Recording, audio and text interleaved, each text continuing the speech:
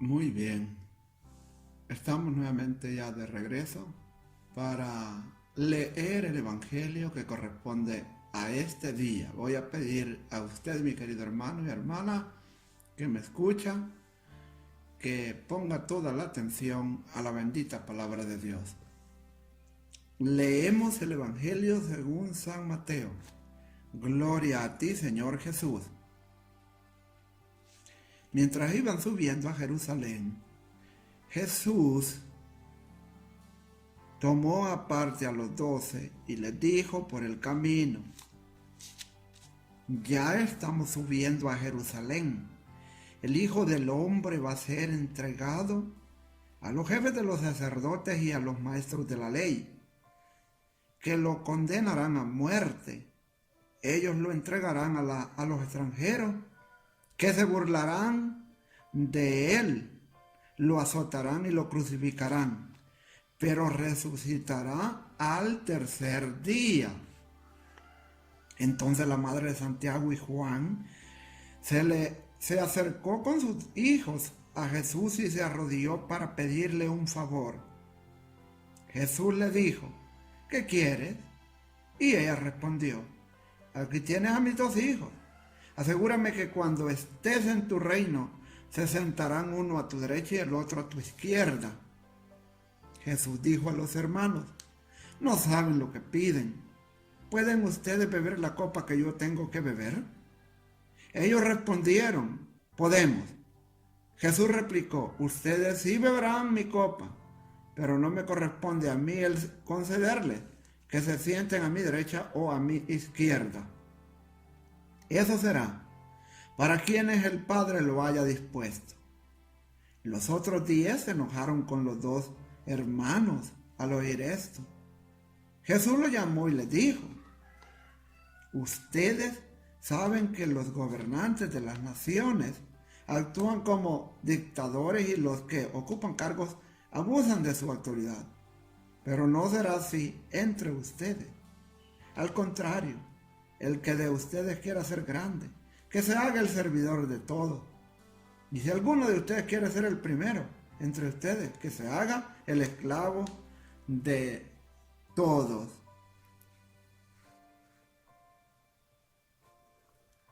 Hagan como el Hijo del Hombre, que no vino a ser servido, sino a servir, y a dar su vida como rescate por una muchedumbre.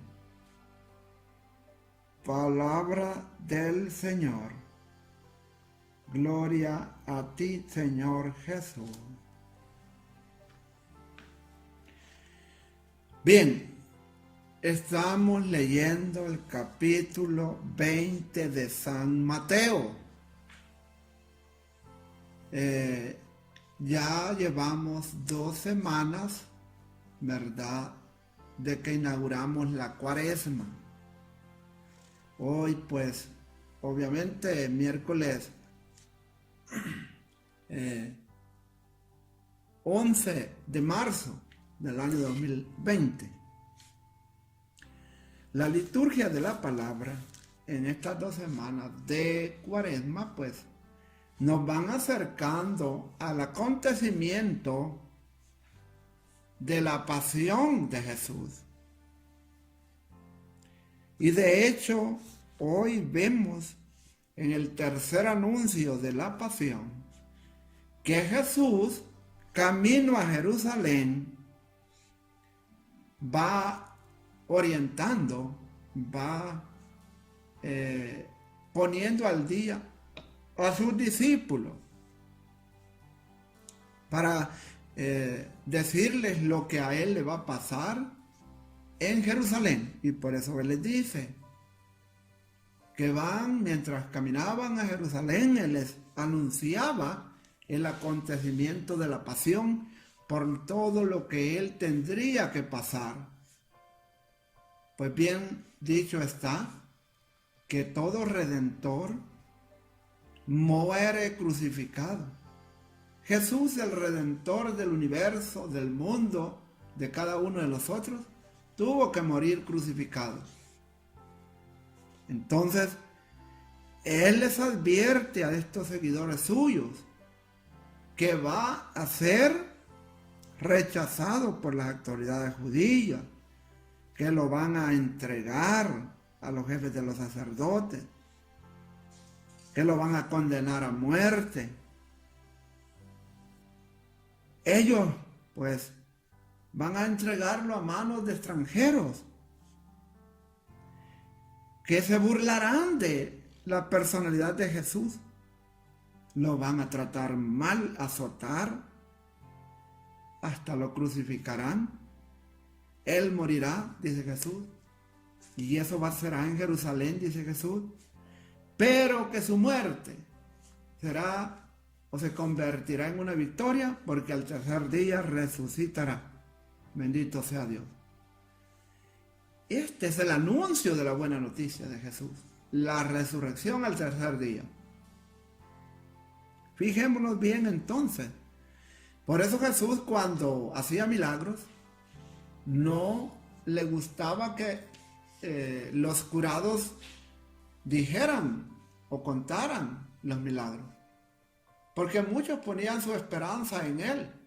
Pero cuando vieran a Jesús en este aparente fracaso de la crucifixión y la muerte, muchos se podían decepcionar, y por eso él evitaba que contaran quién era él o las maravillas que hacía, para no decepcionar a los seguidores, ¿verdad? Pero a los discípulos él les va contando todas estas cosas, porque muchos nos podemos decepcionar o nos decepcionamos en la vida cristiana.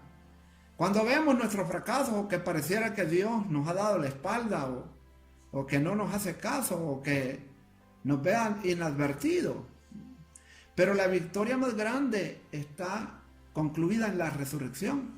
Hermano, cualquier desierto, cualquier pasión que vivamos en esta vida, va a llegar a su fin, a su victoria en la resurrección de los muertos. Ellos están al día, Jesús les ha dicho, y tenía que ser en Jerusalén, no en otro lado. Camina hacia allá, se acerca a la pasión. Va advirtiendo a los discípulos. Cuando los discípulos oyeron esto, dos de ellos se adelantaron para pedirle un favor a Jesús, más que todo la madre. Eso indica que la madre de estos dos discípulos andaba con ellos, la madre de Santiago y Juan, hijos del Zebedeo. Se acercó a Jesús, dice el pasaje, para pedirle un favor. ¿A quién? A Jesús. ¿Cuál será ese favor? Una mujer muy disciplinada se arrodilló. Qué bueno, por lo menos estaba bien disciplinada, ¿va? Acompañaba a Jesús. Se arrodilló para pedir ese favor a Jesús. ¿Qué favor? El favor es que le pide y le dijo: Jesús, quiero que cuando tú llegues a tu reino, mis dos hijos se sienten, uno a tu derecha y el otro a tu izquierda. En este pasaje se ve que la madre es la que pide ese deseo, pero en otro pasaje de los evangelios sinópticos dice que fueron ellos los dos.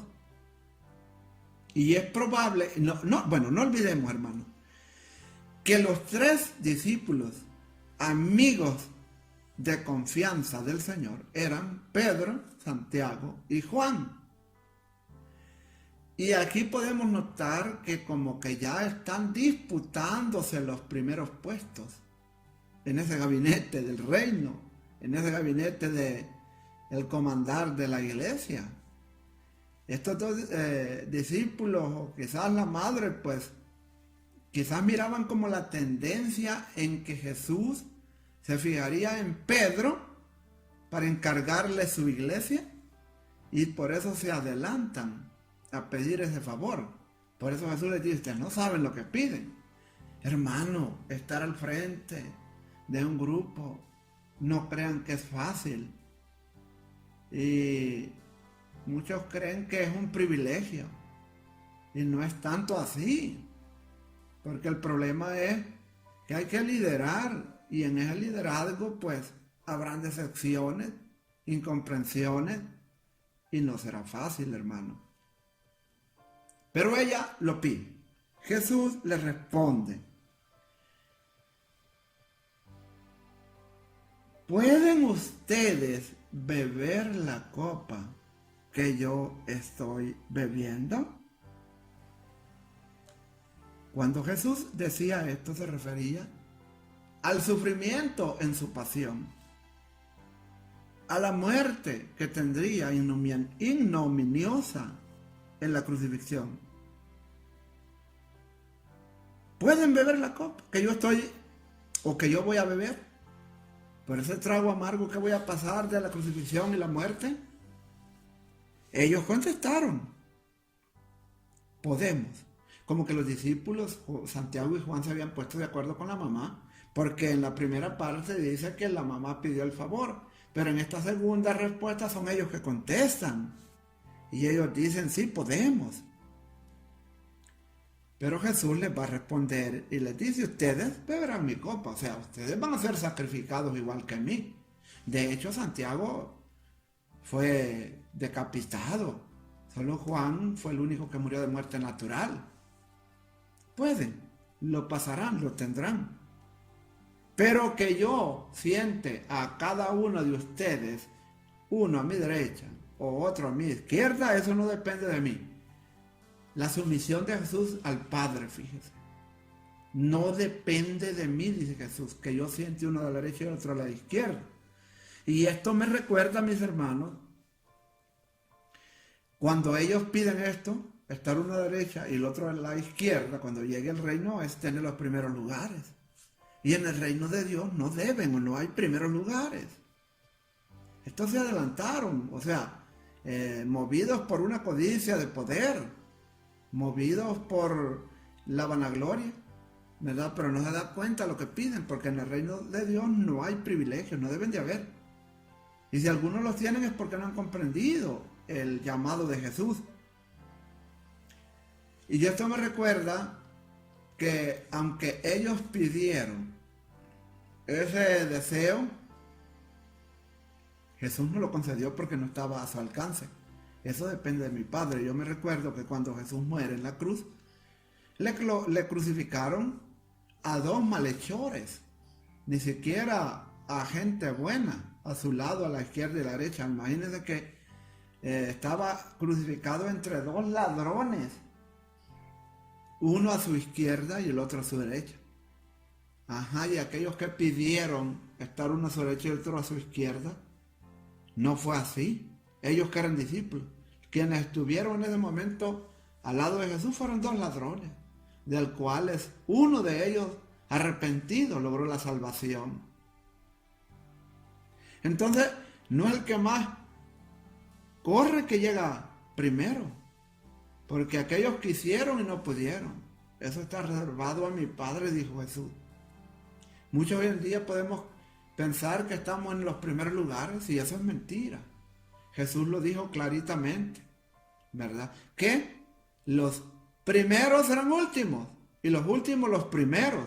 Imaginen, los primeros, los discípulos, no estuvieron al lado de Jesús en su muerte. Fueron los últimos, los ladrones que estuvieron con Jesús en la última hora de su muerte, en la agonía, de los cuales uno se salvó y el otro no. Eso es para quienes mi Padre lo haya reservado, dijo Jesús. Es que la decisión última la tiene el Padre, hermano. Jesús cumple su misión como Redentor, pero quien tiene la última palabra es el Padre Todopoderoso. Por eso Jesús dijo en una ocasión: mi Padre es más que yo. Fíjese que cuando los otros 10 escucharon esa conversación y ese deseo de poder de Santiago y Juan, dice que se enojaron. Porque es que realmente esa ambición desmedida hizo que los otros discípulos se pusieran mal. Y Jesús va a aprovechar esta coyuntura para ponerlos a ellos en tela de juicio. Y les va a decir a sus discípulos: ustedes saben que los gobernantes de las naciones actúan como dictadores y los que ocupan cargos abusan de su autoridad. Eso se ha visto en todos los tiempos, hermanos. Lo vemos hoy. Los gobernantes actúan como dictadores, ocupan esos puestos abusando de autoridad con los que gobiernan. Triste realidad que vivimos en nuestros pueblos, en nuestras naciones. Un dictador es el que ya no quiere salir del poder, hermano. Si un periodo solo son 4 años en Honduras. Pero digamos que por tan bueno que sea, que haya 2 periodos, pero legalmente, bien democráticamente, sin robarse las elecciones o sin hacer fraude. Pero ya cuando pasan los gobernantes de 2, 3 periodos, ya eso es dictadura. Eso no es democracia, es dictadura. Jesús lo dijo. Los gobiernos actúan como dictadores, ya no quieren abandonar el poder porque ahí se hacen ricos, multimillonarios, con el dinero del pueblo, mis hermanos. Y ahí vamos nosotros, dunditos, siempre a votar por los mismos, a votar por los mismos. No, tenemos que abrir nuestra mente, nuestro corazón, porque si no estamos colaborando con los dictadores y estamos siendo cómplices de todas las argucias y de toda la maldad y corrupción que hay en nuestros pueblos. Jesús lo advirtió, son como dictadores. Pero entre ustedes no será así. A mí me preocupa, hermano, hermana, que me escucha en este momento, en esta mañana, que Jesús lo dijo claramente, porque entre los gobiernos y los puestos públicos va a ser así, pues sí, es el mundo corrupto.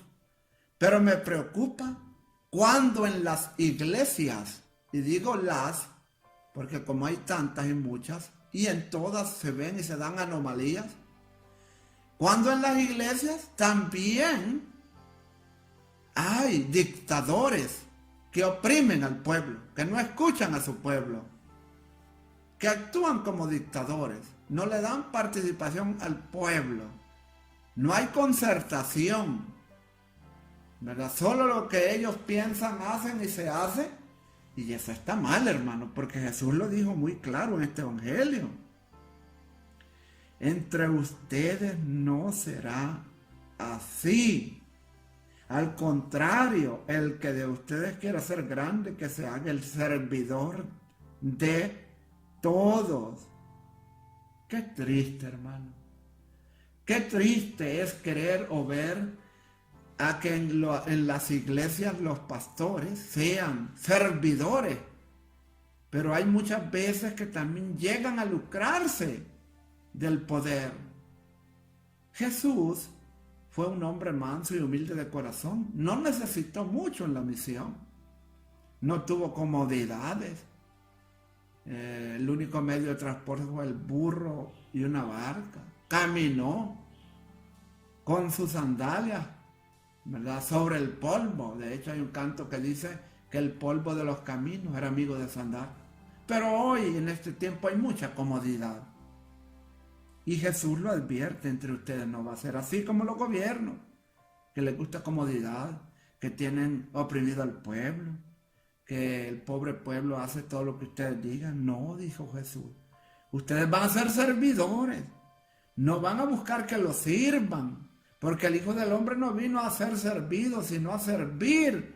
Y murió en la cruz sirviendo para darnos vida eterna. Bendito sea Dios. Damos gloria al nombre de Jesús. ¿Qué cuesta hallar esos pastores en este tiempo? En todas las iglesias. ¿Qué cuesta hallar esos pastores que den la vida por sus ovejas? Que se desvivan, que dejen de comer ellos para ayudarle a los más necesitados, a los pobres. Porque ellos tienen todo el poder de recoger muchas cosas para ayudarle a los demás, pero no lo hacen, mis queridos hermanos. Qué triste realidad. Jesús lo dijo claramente, entre ustedes que no sea así. Pues examinemos a todos los pastores de las iglesias, si están haciendo lo que Jesús ha dicho. Y si no, pues serán unos asalariados también.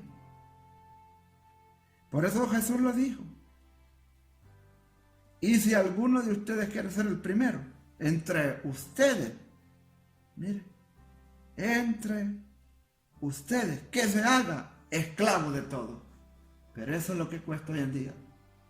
Que haya servidores que sean esclavos de los demás. Que sirvan sin intereses propios. Que se den el todo por el todo. Que se desgasten. Que sacrifiquen su vida. Que sacrifiquen sus bienes incluso. Sin pedir nada a cambio. Que sacrifiquen hasta lo que tienen. Por servir. Por predicar el evangelio. Pero que no lo vendan. Que lo repartan, porque de gratis recibimos, de gratis tenemos que dar, dijo Jesús. Que no vendamos el evangelio. Que lo regalemos, tal como Jesús lo hizo. Bendito sea Dios. Hagan como el Hijo del Hombre, que no vino a ser servido, sino a servir. Y a dar su vida como rescate por muchos. A dar su vida como rescate por muchos. Qué bendición poder estar compartiendo con ustedes este mensaje. Pero es bastante difícil poder caminar en esta línea de Jesús. Porque nos gusta el poder, porque nos gustan las prebendas, nos gustan los privilegios, como se les metió la tentación a Santiago y Juan. Esa es una gran tentación cuando nosotros queremos estar en los primeros lugares. El demonio se aprovecha de nosotros. Hay que evitar a toda costa la tentación del demonio, porque ahí entra para sacarnos en la línea que vamos de servir. Es probable que estos dos hermanos no estuvieran de acuerdo en dejarle a Pedro el primer lugar. Ellos no estaban de acuerdo, se nota. Pues según su costumbre, Jesús concede lo que no se le quiso pedir y no da lo que se le pide. La petición de Santiago y Juan le lleva a decir nuevamente a sus discípulos que no camina hacia el triunfo. No va a un triunfo físicamente hablando, sino hacia la muerte. Pero esa muerte es redentora para cada uno de nosotros, la humanidad.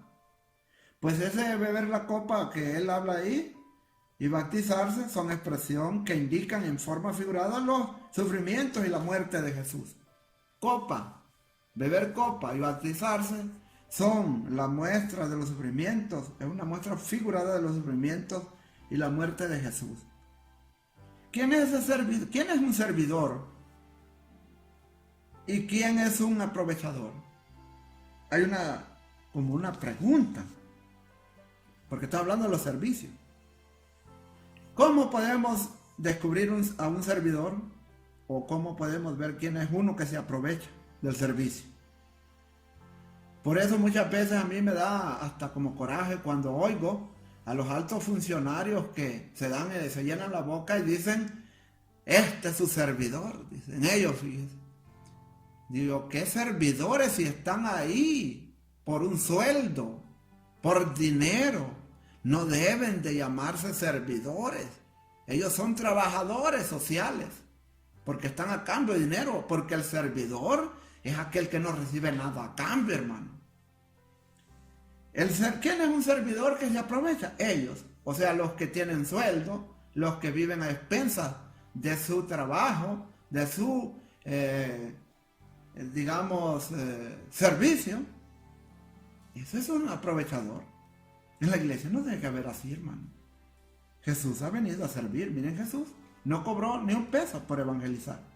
Y su servicio fue a la humanidad y su servicio será su muerte voluntaria. Nadie lo obligó. Voluntariamente va. Ese es el verdadero servidor. El que no asume consecuencias, no desgasta su vida por el reino para servir a los demás, es un aprovechador que busca sus propios intereses.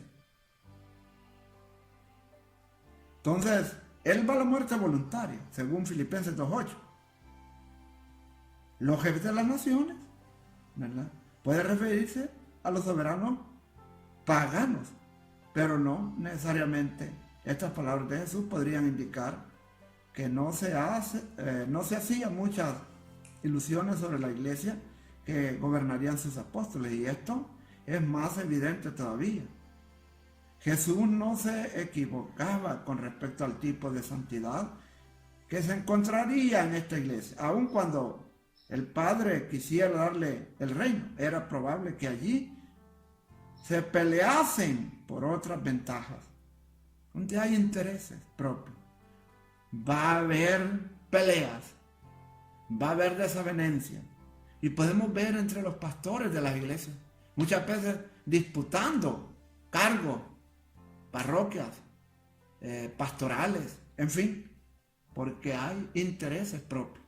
Ese no es el verdadero servidor. Ahí podemos ver a un aprovechador entonces. Fíjese que según un proverbio chino, nos muestra que para ser verdadero servidor hay que someterse bajo el yugo, muchas veces de quienes pues en algún momento van a estar quizás encima para poder después, o hay que dejarse, como quien dice, mancillar para después estar sobre los demás. Hay un proverbio chino que dice que ¿qué ha hecho el río o el mar para ser reyes en los 100 valles? Pues lo que han hecho es que se pusieron debajo de ellos, oiga, como que se dejaron mancillar, pusieron debajo de los 100 valles para reinar sobre los 100 valles. Se pusieron debajo de los 100 valles. Y por eso es que reinan los 100 valles. Si nosotros los cristianos, los servidores, queremos estar encima del pueblo, bendito sea Dios, que sepamos primero hablar con humildad, mis hermanos. Si queremos encabezar y liderar al pueblo cristiano, que nos pongamos en el último lugar. Pero eso es lo que cuesta. Así está el santo o el cristiano, el servidor, encima de los demás o del pueblo. Y no le parece pesado, hermano. Es decir, cuando veamos una comunidad, hay que estar bajo de ellos para estar encima. Mire qué cosa tan particular. Así nos parece pesado el pueblo, aunque tengan grandes incomprensiones.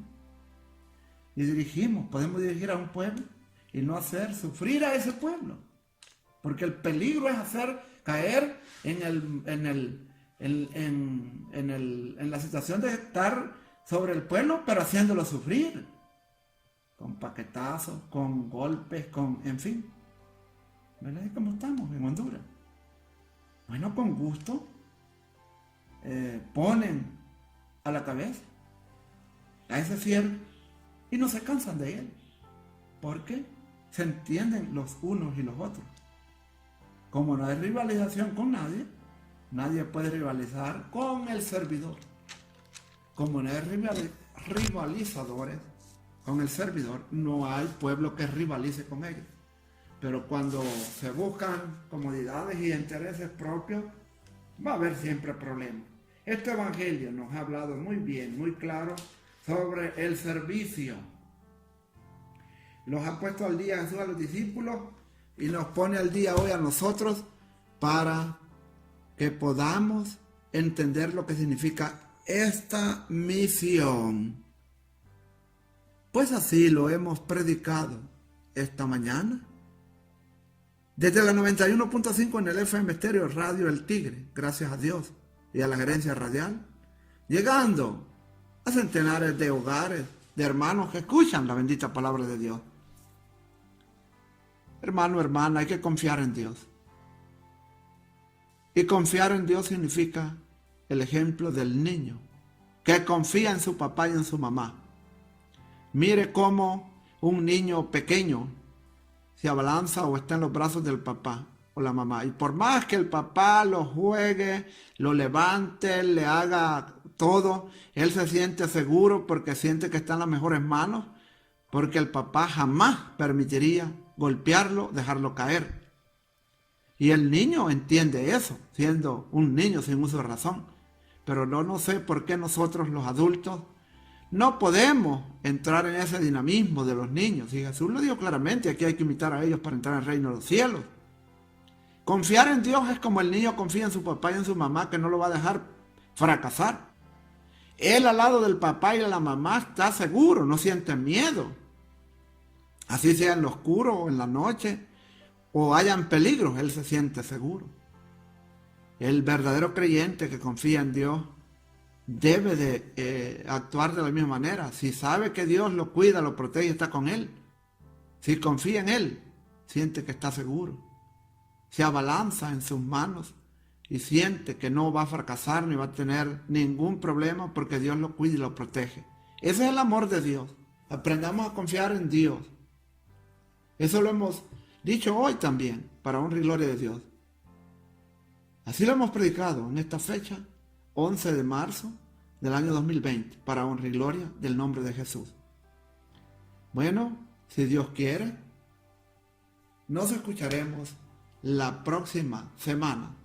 Si Dios así lo quiere. No se olvide que estamos en tiempo de Cuaresma, tiempo fuerte de oración, penitencia, ayuda a los necesitados o el ayuno. Que Dios le bendiga, es mi oración. Si este mensaje ha sido bueno en su corazón, compártalo con los hermanos. Empiece a vivir el consejo de la bendita palabra de Dios. No se olvide que la vida es maravillosa, porque Dios es bueno todo el tiempo. Dios le bendiga, hasta la próxima.